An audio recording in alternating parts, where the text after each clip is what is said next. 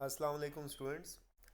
अच्छा स्टूडेंट्स, हमने previous video में क्वेश्चन नंबर 9 किया था एक्सरसाइज 7B का। अब हम इसका क्वेश्चन नंबर 10 करेंगे।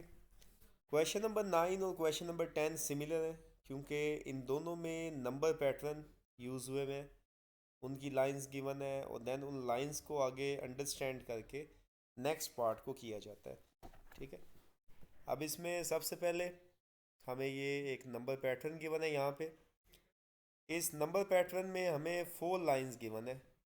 ठीक है, जिस तरह यहाँ पे ये लाइन नंबर 1 है हमारे पास, दिस वन, ये लाइन नंबर 2, ये लाइन नंबर 3 और ये लाइन नंबर 4 है इसमें।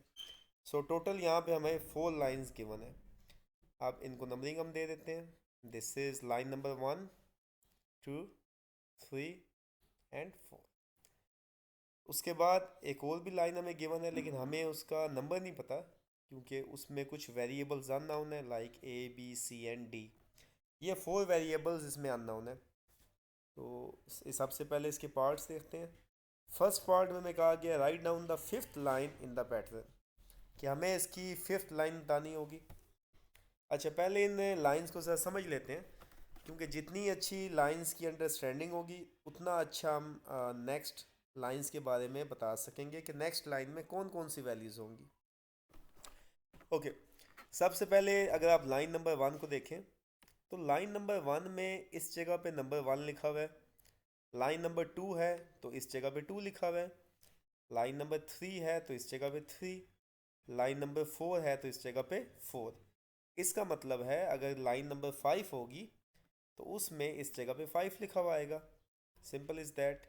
इस तरह 5 + 1, 5 + 1 अगर आप करें तो ये बनता है हमारे पास 6। उसके बाद 6 का स्केयर हमारे पास बनता है 36।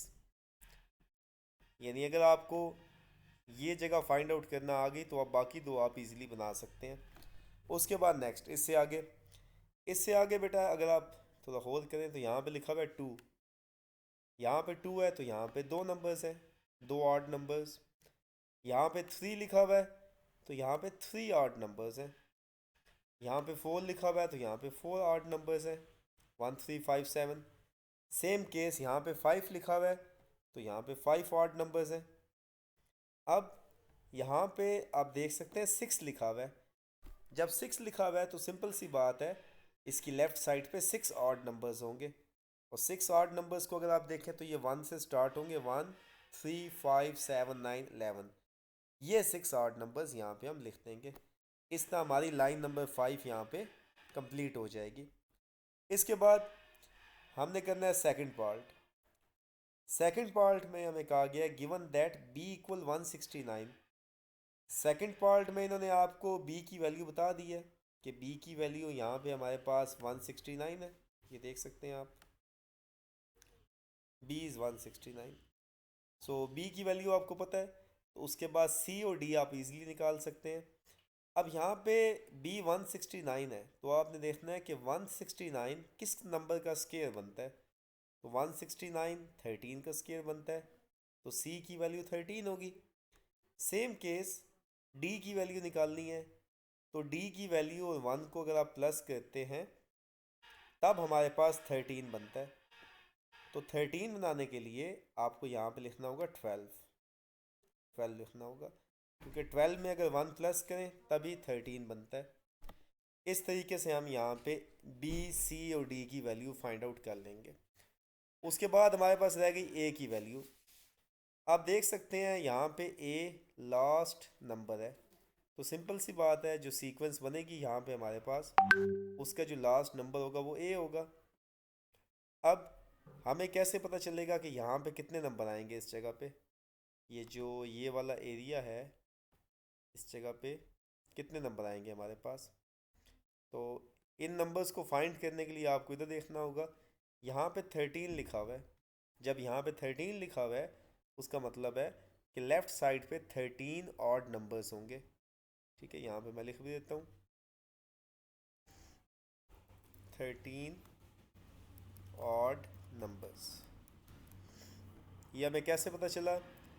ये इससे पता चला कि यहाँ पे 13 है तो जो नंबर यहाँ पे होगा उसी जितने ऑड नंबर्स लेफ़्ट साइड पे होंगे। सो यहाँ पे बेसिकली 13 था, इसलिए हमने 13 ऑड नंबर्स को लेफ़्ट साइड पे यहाँ पे लिखा। अब इन 13 ऑड नंबर्स में से जो आखिरी नंबर है जो कि है 25, और वहाँ पे आखिरी नंबर था ए, सिंपल सी बात है ए की वैल्यू होगी 25 बिकॉज ये दोनों लास्ट नंबर्स हैं। सो इस वे में हम ए बी सी और डी की वैल्यू फाइंड आउट कर लेंगे इस नंबर पैटर्न को अंडरस्टैंड करते हुए। सो यहाँ पे हम लिख लेते हैं कि इनकी वैल्यूज़ क्या हैं। ए की वैल्यू हमारे पास आई है 25। सेम केस बी की वैल्यू उन्होंने दी हुई थी आपको, बी की वैल्यू 169 थी। नेक्स्ट इसी तरह सी की वैल्यू 169 13 का स्केयर बनता है, तो सी विल बी इक्वल टू 13। उसके बाद डी की वैल्यू, डी में 1 प्लस करके सी आता है, तो डी होगा 12 हमारे पास, क्योंकि 12 में 1 प्लस करके 13 आता है। सो डी इज़ इक्वल टू 12।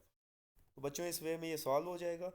आप नेक्स्ट वीडियो में इंशाल्लाह एरिया पैरामीटर का एक क्वेश्चन है वो सॉल्व करेंगे। तो तब तक के लिए अल्लाह हाफिज़।